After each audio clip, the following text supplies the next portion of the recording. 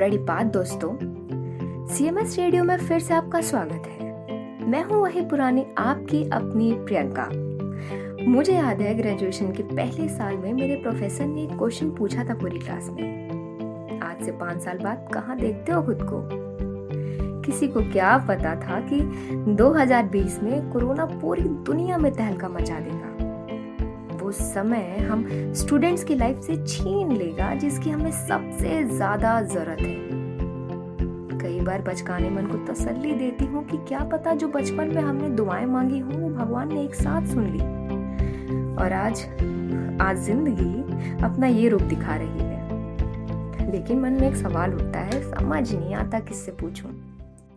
किसे पूछूं, ऐसा क्यों बेजुबां सा ये जहां है। खुशी के पल कहाँ ढूंढूं, बेनिशा सा वक्त भी यहाँ है। जाने कितने लबों पे गिले हैं, जिंदगी से कहीं फासले हैं। पसीजते हैं सपने क्यों आंखों में, लकीरें जब छूटे इन हाथों से यूं बेवजह। जो भेजी थी दुआ वो जाके आसमां से यूं टकरा गई कि आ गई है लौट के सदा। जो भेजी थी दुआ वो जाके आसमां से यूं टकरा गई कि आ गई है लौट के सदा। जी हाँ, आप समझ ही गए होंगे कि आज हम बात करेंगे कोरोना वायरस और कोविड-19 पे, जिसकी वजह से आज हम अपने अपने घरों में हैं या घरों में पहुंचने का प्रयास कर रहे हैं। कौन है ये कोविड-19? आया कहाँ से है? चाहता क्या है? क्या कोई सबक लेके आया है क्या? आइए ध्यान से सुनते हैं कोरोना की कहानी उसी की जुबानी।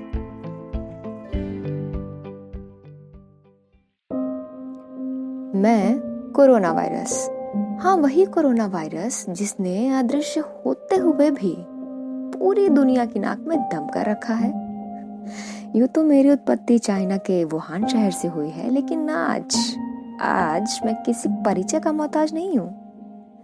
मुझे ईश्वर का भेजा हुआ संदेश कह सकते हैं या प्रकृति का भेजा हुआ संकेत। तो बस मैं निकल पड़ा हूँ देश दुनिया की सैर पर, कुछ सवालों के जवाब लेने और कुछ सबक देने। अब तक मेरे बारे में बहुत जान लिया, बहुत देख लिया, बहुत सुन लिया, पर अब मेरी भी तो सुनो। माना जूझ रहे हो तुम मेरी वजह से, पर समय के इस फेर का धन्यवाद तो करो। मुझे नहीं पता है मेरा सफर कब तक खत्म होगा, लेकिन जाने से पहले मैं तुम सबको कुछ सबक सिखाना चाहता हूँ। सबसे पहला, अगर तुम इस विश्व में हो और जब तुम पर आफत आएगी तो तुम्हें तुम्हारे ही देश भेजा जाएगा, फिर तुम्हें तुम्हारे शहर भेजा जाएगा और अंत में तुम्हारे घर पर ही राहत की सांस लोगे। ये सबक लो कि मुश्किल पड़ने पर तुम्हें सिर्फ तुम्हारा देश, तुम्हारा शहर, तुम्हारा घर और तुम्हारे माता पिता ही काम आते हैं। इस दौड़ती भागती दुनिया में जब तुम्हारे पास समय का अभाव था, या यूं कह लो तुम्हारा आलस्य सर चढ़कर बोल रहा था, तब जान है तो जहान है जैसे कहावत तुम्हें सिर्फ मजाक लगते थे। यह स्वास्थ्य संबंधी दूसरा सबक तुम्हारे लिए बहुत जरूरी था। अब जब घर पे हो तो व्यायाम करना और नशों से दूर रहना तुम्हें बहुत सुकून दे रहा होगा, है ना। तीसरा सबक, ये जो आपदा तुम सब पर मंडरा रही है उसके लिए कहीं ना कहीं तुम मनुष्य ही जिम्मेदार हो। इस प्रकृति का अत्यधिक रूप में अपने स्वार्थ के लिए उपयोग करना अब तुम पर ही भारी पड़ रहा है। समय रहते तुम्हें ये चेतना होगा और प्रकृति को भी खुली हवा में सांस लेने का मौका देना होगा। चौथा सबक, एक तरीके से तुम सब खुशनसीब भी बहुत हो। इतिहास के पन्नों में इतना लंबा लॉकडाउन पहली बार दर्ज होगा जिसके तुम सब साक्षी हो। जब बच्चों के स्कूल न जाने की दुआएं, कामकाजी पति पत्नी के घर में रहने की दुआएं, बड़े बूढ़ों को वक्त देने की दुआएं और सूखी क्यारियों को पानी मिलने की दुआएं कबूल हो गई हैं, तो क्यों ना तुम भी एकांत में रह के जीवन के मर्म को समझो, अपनी छिपी प्रतिभा को निखारो, नई आदतें डालो जिसे तुम बरसों पहले करने का सोचते थे। तुम ही कहा करते थे ना कि जिंदगी एक सफर है सुहाना, यहाँ कल क्या हो किसने जाना। तो अब जब जिंदगी मौका दे रही है तो अपने आप को और अपने घर के परिजनों को समय दो ना। कोरोना उर्फ कोविड-19 हो, इख्तियार बहुत है मुझ में, पर तुम ये जंग भी भली भांति लड़ रहे हो। लेकिन हंसता हूँ ये सोचकर कि तुम तो अपने अपने घरों में महफूज हो। तो क्या मैं अब उन बेघरों और बेसहारों से राब्ता बनाऊं, या उन लोगों के पीछे भागूं जो मीलों पैदल चल दिए हैं अपने अपने घरों की ओर, या जो अपनी गृहस्थी अपने साथ लेकर चलते हैं। मेरे जैसे कितने आएंगे और जाएंगे, पर ये आखिरी सबक तुम लोगों और सरकार को लेना है, ताकि मेरे जैसे और वायरस जब इस पृथ्वी पर आक्रमण करें तो सब एक ही फलक के नीचे डटकर सामना करें।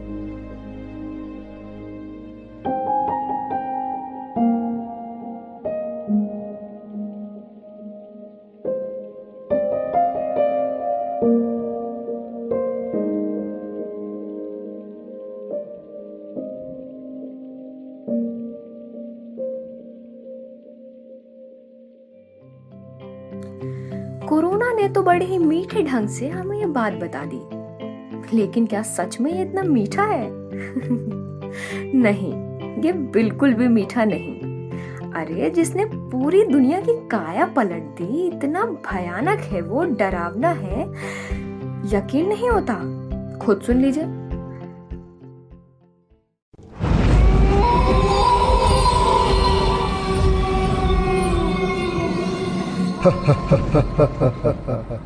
मैं कोरोना चीन के वुहान शहर से निकलकर करीब 180 देशों तक पहुंच चुका हूं।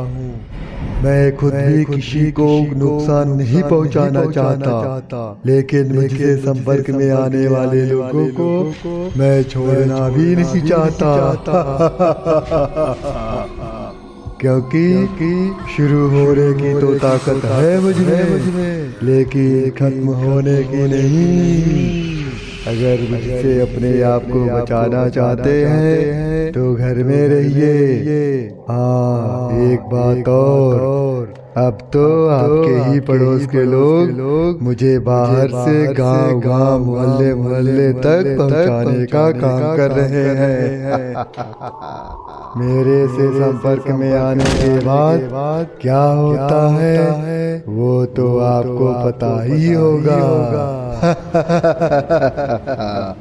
अंत में एक बात और बता दूं, इसमें सिर्फ आपकी मौत है, मौत। मेरा क्या जो छुएगा उसी में समा जाऊंगा।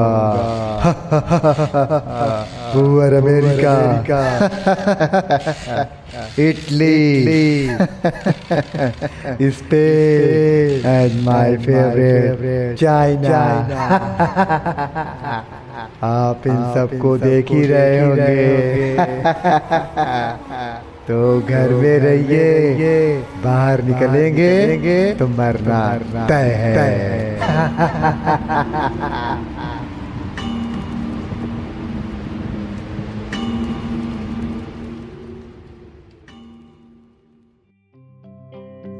या अल्लाह, डर के मारे तो हालत ही खराब हो गई। अब थोड़ा कोरोना का रंग बदलते हैं और ले चलते हैं आपको प्रियंका द्विवेदी और सूरज सरस्वती की कविताओं के बीच, जहां दोनों कोरोना की वजह से उत्पन्न हुई एक और मुसीबत पर प्रकाश डालेंगे। दोस्तों, कोविड-19 के चलते देशव्यापी लॉकडाउन का सबसे बुरा असर हमारे प्रवासी मजदूरों पर पड़ा है। हजारों मील पैदल चलकर अपने घर पहुंचने की कोशिश में उन्हें न जाने कैसी कैसी मुश्किलों का सामना करना पड़ा है। सोशल मीडिया पर वायरल कुछ तस्वीरें बेहद परेशान करने वाली हैं। उन्हीं की मनोदशा को 4 पंक्तियों में पिरोने की कोशिश की है कि भावनाओं के शहर में लोग बेघर हो गए, भावनाओं के शहर में लोग बेघर हो गए, जिंदगी से इस कदर जूझे कि लोग पत्थर हो गए। सर्प बनकर जो हमेशा विश्वमन करते रहे, एक तख्ती टांग कर वो लोग शंकर हो गए। आत्मा के आईनों पर धूल के मेले लगे, जिंदगी में आजकल इतने बवंडर हो गए। अब किसे अपना कहें, अब किसे अपना कहें, किस द्वार पर आवाज दें, दोस्त रिश्ते फूल सब कांटों के बिस्तर हो गए। स्वप्न जिनकी आंख ने पाले सितारों से अधिक, राजनीति की ताल में वे सारे बंदर हो गए। भावनाओं के शहर में लोग बेघर हो गए। इतना चले पैदल किथक कर पटरियों पर सो गए, जिस जिंदगी से जूझते थे उससे विमुख हम हो गए, जिस जिंदगी से जूझते थे उससे विमुख हम हो गए। कुंवर नारायण की कविता अब की बार लौटा तो। अब की बार लौटा तो बृहत्तर लौटूंगा, चेहरे पर लगाए नोकदार मूछे नहीं, कमर में बांधे लोहे की पूंछे नहीं। जगह दूंगा साथ चल रहे लोगों को, तरेर कर न देखूंगा उन्हें भूखी शेर आंखों से। अब की बार लौटा तो मनुष्यतर लौटूंगा, घर से निकलते सड़कों पर चलते, बसों पर चढ़ते ट्रेनें पकड़ते, जगह बेजगह कुचला पड़ा पिद्दी सा जानवर नहीं। अगर बचा रहा तो कृतज्ञतर लौटूंगा। अब की बार लौटा तो हताहत नहीं, सबके हिताहित को सोचता पूर्णतर लौटूंगा।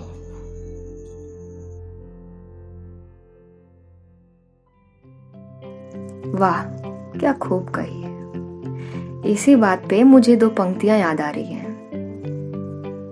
आपकी महंगी गाड़ी चलाने वाला अक्सर पैदल घर जाता है, आपकी महंगी गाड़ी चलाने वाला अक्सर पैदल घर जाता है। करोड़ों की रखवाली करने वाला वक्त पे पगार नहीं पाता है। कभी कभी एक वक्त भूखा रहता है जो आपके लिए आधे घंटे में पिज्जा लाता है, और बारिश में छत टपकती है उसके घर की, जो आपके लिए बड़ी बड़ी बिल्डिंगें बनाता है। चलिए माहौल को थोड़ा हल्का बनाते हैं और आगे देखते हैं कि कुछ महिलाएं आपस में क्या बात कर रही हैं। देखेंगे नहीं, सुनेंगे। Good morning, sir. I have sent you the mail. Can you please check it up? And I'm really sorry for the delay, as I was having some internet issues. Oh, अभी मैं अपने बॉस को explain कर रही थी कि कैसे इस लॉकडाउन में इंटरनेट मेरा साथ नहीं दे रहा है। और सबसे बड़ी आयरनी की बात यह है कि 24 घंटे में से 12 घंटे मुझे इनको यही समझाना पड़ता है। लेकिन इसमें एक अच्छी बात हुई है कि मेरा पेशेंस लेवल बहुत बढ़ गया है। अगर अभी मैं ये टॉलरेट कर रही हूँ तो मैं कुछ भी टॉलरेट कर सकती हूँ। और अब तो ये भी नहीं पता चलता कि 9 से 5, 5 से 12 कब बज जा रहे हैं। अब तो ऐसा लगने लगा है कि मैं 24/7 वाली जॉब कर रही हूँ और सारा कंपनी का काम मुझे ही मिल रहा है। जितना काम मैंने पिछले 10 सालों में नहीं किया होगा, उतना अब काम मुझे 2 महीनों में मिल रहा है। छोड़िए, हटाइए। वैसे आपको पता है, कल संडे था, मुझे नहीं पता चला, क्योंकि हर दिन मेरा ऐसे ही गुजर रहा है। काम भी मुझे करना पड़ रहा है, खाना भी मुझे बनाना पड़ रहा है, झाड़ू पोछा भी मुझे ही करना पड़ रहा है। और इस लॉकडाउन में कोई दोस्त भी साथ नहीं देता, क्योंकि उनका खुद का काम इतना बढ़ गया है। चलिए, मैं जाती हूँ, मुझे भूख लगी है। हेलो दोस्तों, मैं हूँ पार्लर वाली दीदी। जब से लॉकडाउन हुआ है तब से तो मेरा काम बंद पड़ा है। यहाँ मैं इंतज़ार कर रही थी कि कब लॉकडाउन ख़त्म हो, पर मोदी जी एक के बाद एक लॉकडाउन बढ़ाते ही जा रहे हैं। पता नहीं ये कमबख्त कोरोना कहाँ से आकर टपक गया कि मेरी रोजी रोटी ठप पड़ गई। आजकल तो मेरा पूरा दिन घर के काम में ही बीत जाता है और बचा हुआ टाइम में अपने पति को कस्टमर समझ के मेकअप कर देती हूँ। वो क्या है ना, आदत से थोड़ी मजबूर हूँ, लेकिन मुझे पता है जितने भी मेरे कस्टमर्स हैं उनकी मूंछें जरूर निकल आएंगी और आईब्रो वो तो क्रूर सिंह जैसे हो गए होंगे। उफ, अब लॉकडाउन के बाद ये सब फसलें जो उगाए जा रहे हो उसे काटने में कितनी मेहनत लगेगी, ये दर्द तो एक पार्लर वाली ही जान पाएगी। खैर, मैं जा रही हूँ हॉट वैक्स तैयार करने। आज ना उनकी वैक्सिंग करूँगी। बाय। नमस्कार दर्शकों, आपका स्वागत है हमारी खास पेशकश में जिसका नाम है किम ने खेली गहरी चाल, बनाया कोरोना। आइए सीधे रुक करते हैं हमारी संवाददाता की तरफ। उफ, जी हाँ दोस्तों, मैं हूँ एक जर्नलिस्ट और चाहे पूरी दुनिया इधर की उधर क्यों ना हो जाए, मेरा काम है आप तक खबरें पहुंचाना सही समय पर। लॉकडाउन वैसे तो एक बहुत ही समझदारी वाला कदम है जो कि हमारी सरकार ने उठाया है, पर सच कहूं तो बड़ी दिक्कतें हो गई हैं। पूरे दिन कोरोना की अवेयरनेस फैलानी है और अवेयरनेस के नाम पे कोरोना की ही खबरें चलानी है। तो कोरोना ये, कोरोना वो, चमगादड़, Kim Jong Un, WHO, America, हम लोगों ने हर चीज दिखा दी और जब कुछ नहीं बच जाता तो आपका ध्यान आकर्षित करने के लिए हम बनाते हैं ऐसी ऊट-पटांग खबरें जिससे कि आपके चेहरे पर और कुछ ना सही एक मुस्कान तो जरूर आएगी। पर दिक्कतें केवल यही नहीं है, कई न्यूज चैनल्स में तो डर का भी माहौल है क्योंकि बचाव के इंतजाम तो दूर की बात है, सरकार के द्वारा दी गई गाइडलाइंस का भी पूरी तरह से पालन नहीं हो रहा। एसेंशियल सर्विसेज के नाम पे काफी बुरे हाल है। सरकार के द्वारा दी गई गाइडलाइंस में साफ लिखा है कि जितने भी सरकारी और गैर सरकारी दफ्तर हैं, वहाँ एक लिमिटेड अमाउंट में लोगों का आना अलाउड है, पर हमें एसेंशियल सर्विस बोल के हमें रोज ऑफिस आने पे मजबूर किया जाता है। कुछ अच्छे चैनल्स भी हैं जो इन गाइडलाइंस का पालन कर रहे हैं। आधे लोगों को वर्क फ्रॉम होम दे दिया है और आधों से ऑफिस में काम करवा रहे हैं। कई जगह रूल्स की धज्जियां भी उड़ाई जा रही हैं। एक बड़े चैनल का ऑफिस तो आज संक्रमित भी हो गया। इस सब के बावजूद हम अटल हैं अपने उस संकल्प पर कि आप तक खबरें हमेशा सही टाइम पे पहुंचा ही देंगे। हाय, आई एम तान्या और मैं CMS की एक स्टूडेंट हूँ।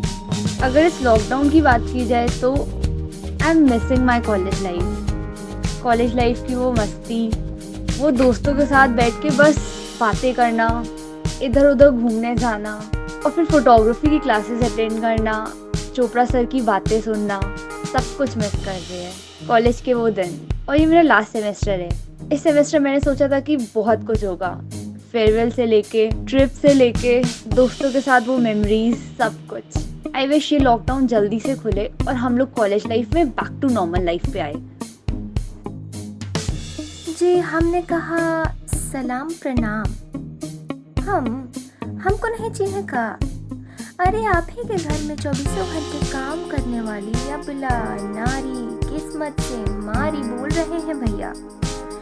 लेकिन किस्मत इधर बीच हमारे साथ ही है। इस लॉकडाउन में राहत और कबाहत हमें को मिली है। राहत ये कि हस्बैंड के टिफिन का टेंशन नहीं, अब बच्चों के स्कूल का टेंशन नहीं, बाजार जाने का टेंशन नहीं, देर से उठो तो कोई चिल्लाहट भी नहीं, बच्चे रोज नई रेसिपी बना के खिला भी रहे हैं, उसका भी कोई टेंशन नहीं।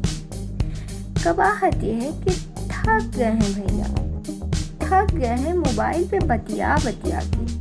अब पड़ोस की सहेलियां भी बहुत याद आती हैं। शादी ब्याह का बताएं कहाँ गायब हो गए, वो भी आ गए हैं समझ लीजिए। लेकिन दिल खुश हो जाता है जब बच्चे हाथ बटा लेते हैं।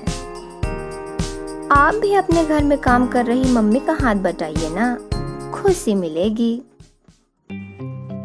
सुनी आपने इनकी शिकायतों का क्रम तो जारी ही रहेगा, लेकिन सुकून के कुछ पल संवारती एक महिला की बात सुनते हैं जो अपने एहसासों को साझा करना चाहती है। चलिए सुनते हैं ज्योति मिश्रा की प्रस्तुति। मैं मेरे बेटे को रोज वीडियो कॉल करती हूँ। कहता है अम्मा बाहर मत जाइएगा, कोरोना फैला है, मास्क लगाए बिना किसी से भी मत मिलिएगा। न जाने क्यों पर दूर रहकर भी आज सब करीब है। इनकी ड्यूटी के चलते हमको कभी फालूदा खाने का समय नहीं रहता था। आज ऐसा हो गया है कि सुबह की चाय, शाम का सनसेट साथ में देखते हैं हम दोनों। बहुत खूबसूरत लगता है इनके साथ। मजबूरी ही कहिए पर आज हम सब घर पर वक्त बिता रहे हैं। शादी के इतने सालों बाद पता चला कि इनका पसंदीदा रंग नीला है। इनको आजकल के गाने नहीं पसंद, ये किशोर कुमार के गाने सुना करते हैं और मैं लता मंगेशकर के। बीते दिन हम पुराने गाने भी सुना करते थे। पहले हमको किचन में सुबह से शाम बीत जाती थी और शाम को जब ये थके हारे आते थे तो बात करने का वक्त ही नहीं होता था। एक टेबल पे हम खाना खाते थे और कोई बात होती नहीं थी और यूं ही सुबह हो जाती थी। लॉकडाउन है, समय थोड़ा मुश्किल है पर परिवार के साथ खूबसूरत लगता है।